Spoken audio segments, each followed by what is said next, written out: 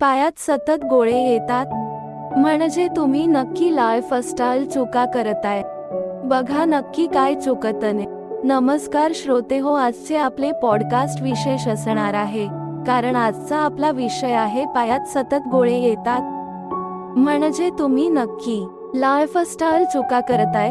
बघा नक्की काय चुकतंय, ज्याला आपण इंग्लिशमध्ये क्रॅम्प्स म्हणतो. रत्नागिरीचे सुप्रसिद्ध आयुर्वेद तज्ज्ञ डॉक्टर बाबासाहेब रेणुशे यांनी आजवर हजारो क्रॅम्प्सचे रुग्ण विना ऑपरेशन पूर्ण बरे केले असून त्यांची नाडी परीक्षेवरती उत्तम ड व अभ्यास असून ते रुग्णाचे अचूक परीक्षण करून आयुर्वेदिक औषधाने क्रॅम्प्स बरा करण्यात यशस्वी झाले आहेत. चला तर मग आजच्या पॉडकास्टला सुरुवात करूया.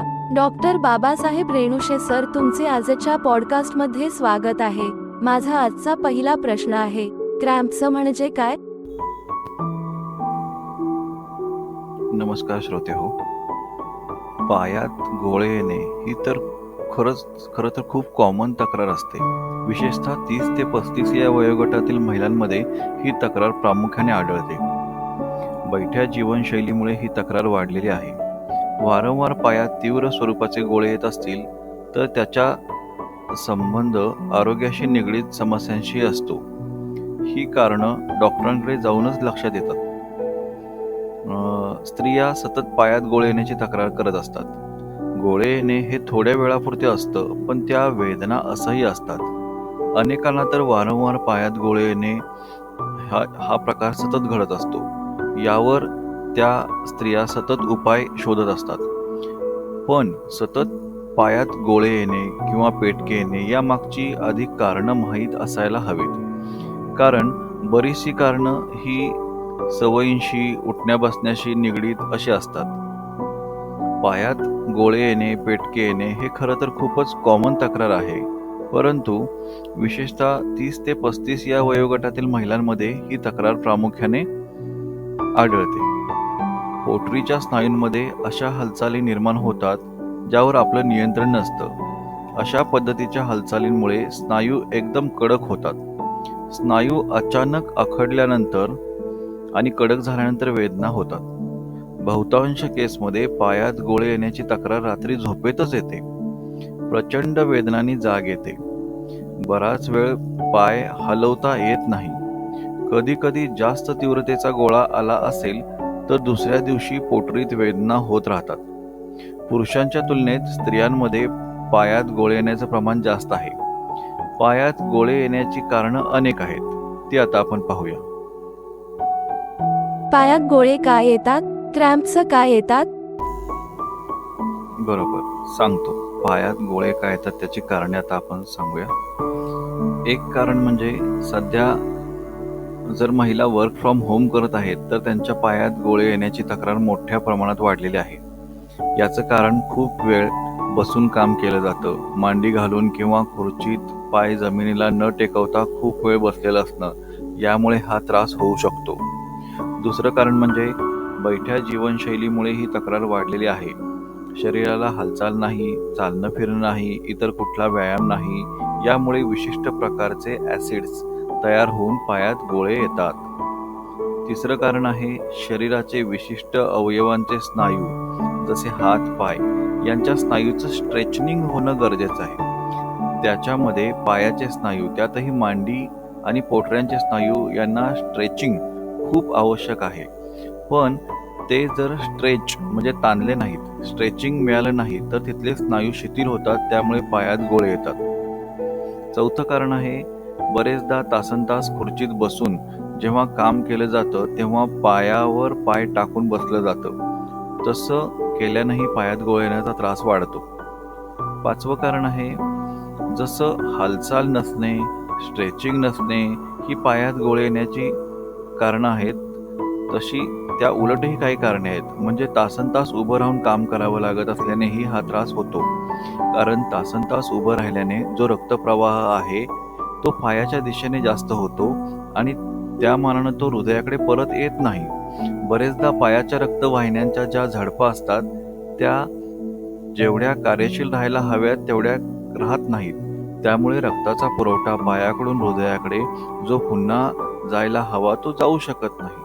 त्यामुळे रात्री झोपल्यावर पायात गोळे येतात. 6वं कारण आहे, सध्या तरुण मुलामुलींमध्येही पायात गोळे येण्याचं प्रमाण जास्त आहे. याचं कारण मुलांमध्ये प्रमाणापेक्षा जास्त व्यायाम करणं हे आहे.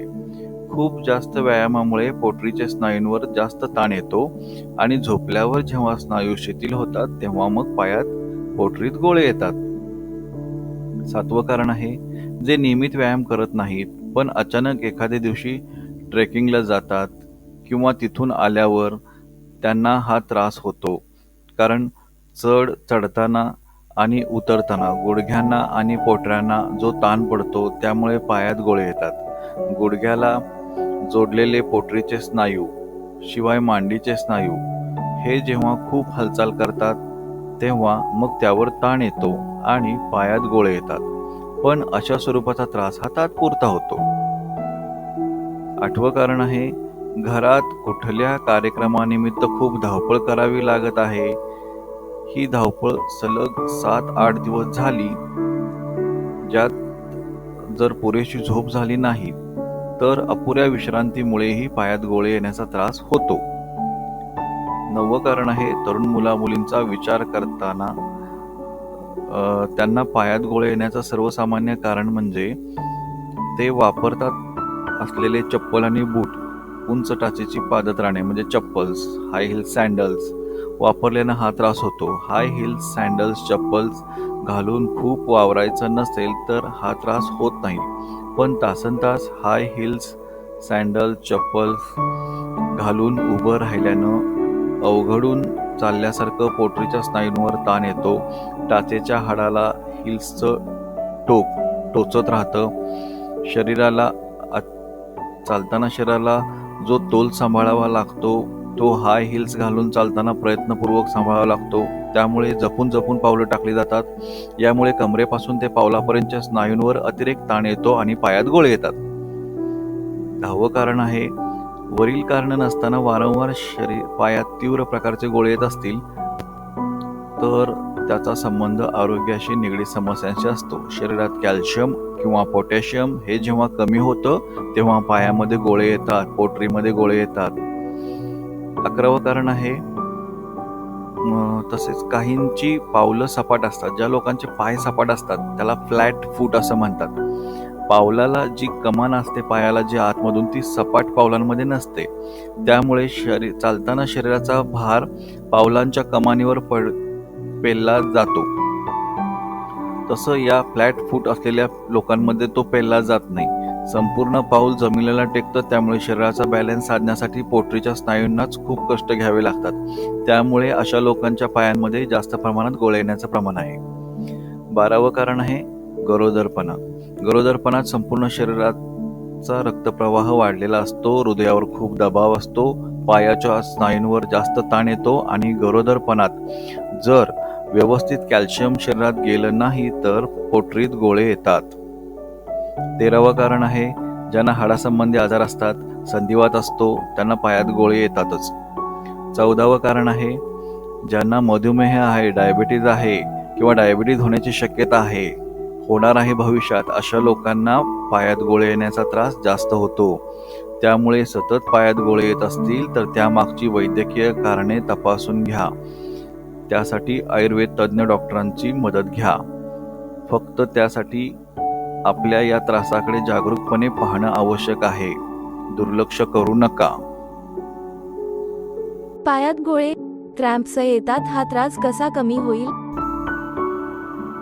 आयुर्वेदामध्ये पायाच्या गोळ्यांना, पोटरीला तलहृदय असं वर्णन केलेलं आहे. म्हणजे एक प्रकारे ते हृदयाचंच काम करते की पायातील रक्त उरहृदय म्हणजे उरामध्ये असलेल्या हृदयाकडे फेकण्याचं काम पोटरी करते. त्यामुळं पोटरीतील रक्तप्रवाह सुरळीत होणे फार गरजेचे आहे.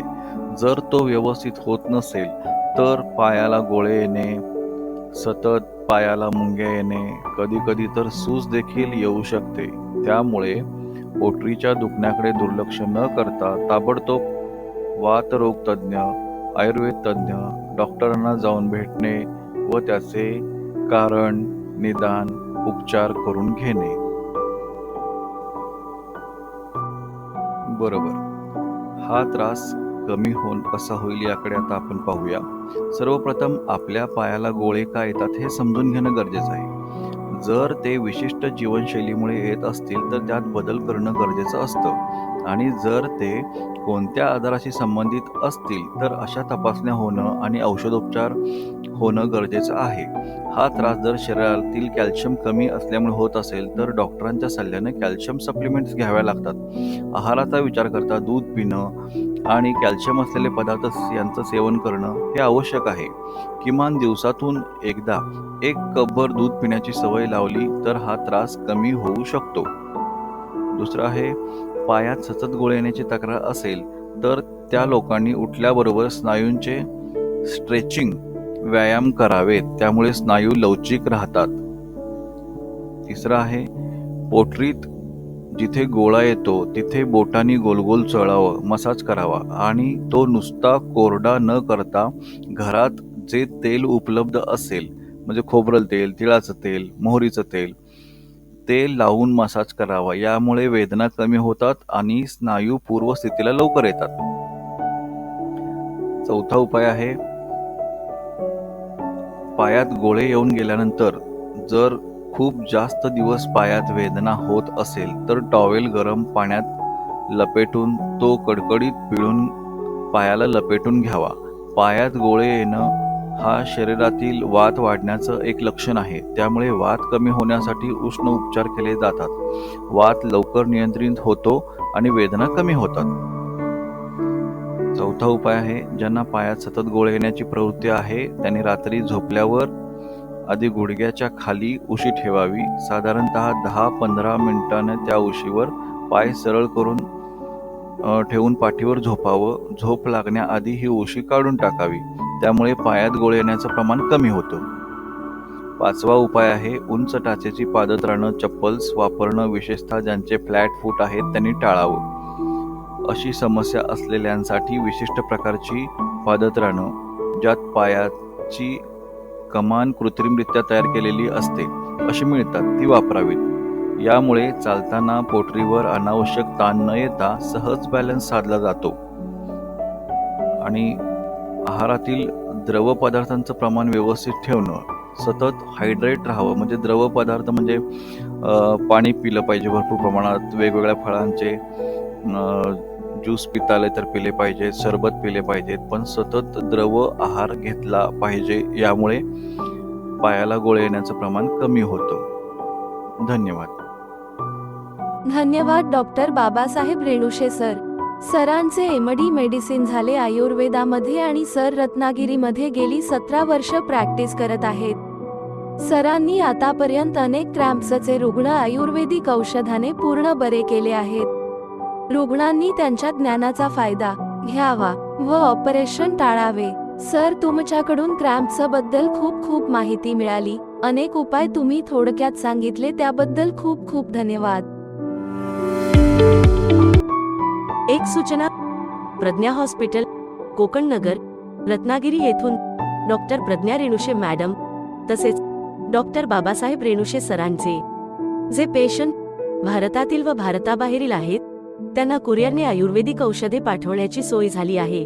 ज्यांना कोणाला आयुर्वेदिक औषधे मेडिसिन पाहिजे आहे त्यांनी फोनवरती संपर्क साधून तुमचा पिनकोड सहित पत्ता व्हॉट्सअपवरती 7057394036 या नंबरवर पाठवून कुरिअरने औषधे मागवू शकता. धन्यवाद. सूचना समाप्त.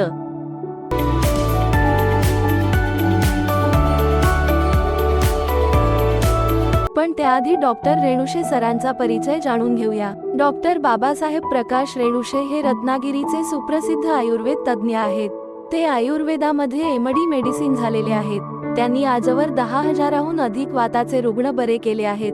त्यामुळे ते या परिसरामध्ये वात स्पेशालिस्ट डॉक्टर या नावाने खूप परिचित झालेले आहेत. तसेच ते पुरुषांच्या लैंगिक समस्या व मुतखडा, मूळव्याध व अनेक प्रकारचे त्वचारोग देखील आयुर्वेदिक उपचारांनी पूर्ण बरे करतात. डॉक्टर बाबासाहेब रेणुशे यांना आजवर अनेक आंतरराष्ट्रीय राष्ट्रीय पुरस्कार प्राप्त झाले आहेत. ते WHO वर्ल्ड हेल्थ ऑर्गनायझेशन म्हणजे जागतिक आरोग्य संघटनेसाठी संशोधनाचे काम करतात. आजवर अनेक पुरस्कार त्यांना या आंतरराष्ट्रीय संस्थेकडून प्राप्त झालेले आहेत. कोरोनाच्या काळामध्ये डॉक्टर बाबासाहेब रेणुशे यांनी WHO सोबत अनेक विषयांमध्ये संशोधन केले आहे, त्याबद्दल त्यांना अनेक पुरस्कार मिळाले आहेत. तसेच डॉक्टर बाबासाहेब रेणुशे युनायटेड नेशन या आंतरराष्ट्रीय संस्थेचे स्टाफ मेंबर आहेत. या संस्थेसाठी देखील ते संशोधक म्हणून काम पाहतात. या संस्थेकडून त्यांना पुरस्कार प्राप्त झालेले आहेत. तसेच डॉक्टर बाबासाहेब रेणुशे हे युनिसेफ या आंतरराष्ट्रीय बाल संस्थेसाठी देखील संशोधनाचे काम करतात. या संस्थेकडून देखील त्यांना अनेक पुरस्कार प्राप्त झाले आहेत. डॉक्टरांचे नाडीपरीक्षेवरती विशेष प्रभुत्व आहे. नाडीपरीक्षेवरती ते वाताचे अचूक निदान करतात. यामुळेच त्यांना वाताचे व्याधी बरे करण्यामध्ये यश प्राप्त होते. एकूण 80 प्रकारच्या वाताचे निदान ते नाडीपरीक्षेद्वारे करू शकतात. तसेच गेली 17 वर्षे प्रॅक्टिसमध्ये डॉक्टर बाबासाहेब रेणुशे फ्रीमध्ये रुग्णांना त्यांचे report, blood report, x-ray report, इतर डॉक्टरांनी सुचवलेले रिपोर्ट त्यांना मराठीमध्ये सोप्या भाषेत समजावून सांगतात व त्यांच्या प्रश्नांना उत्तरे देतात. तेही अगदी मोफत. रुग्णांना आयुर्वेदाचं महत्त्व देखील पटवून देतात.